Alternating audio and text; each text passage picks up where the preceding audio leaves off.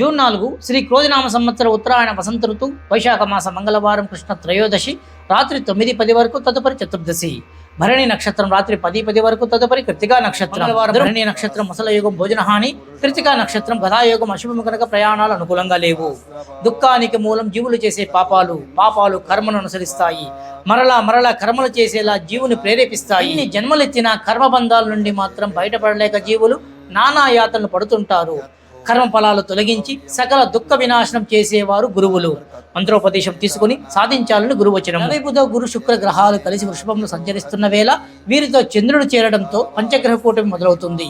ముఖ్యంగా వృషభ, మిథున, తుల, వృశ్చిక రాశివారుమైన ఈ యోగాన్ని అదృష్టంగా చేసుకున్నటకు శివాలయం శుభ్రపరిచి సాయంత్రం స్వచ్ఛమైన ఊడుగ తైలం లేదా ఆవు నేతితో అఖండ జ్యోతి 3 రోజులు వెలిగించి కేవలం శివపంచాక్షి మహామంత్రాన్ని భక్తి శ్రద్ధలతో జపించిన అఖండమైన ఖ్యాతి, అద్భుతమైన యోగాలు సిద్ధిస్తాయి.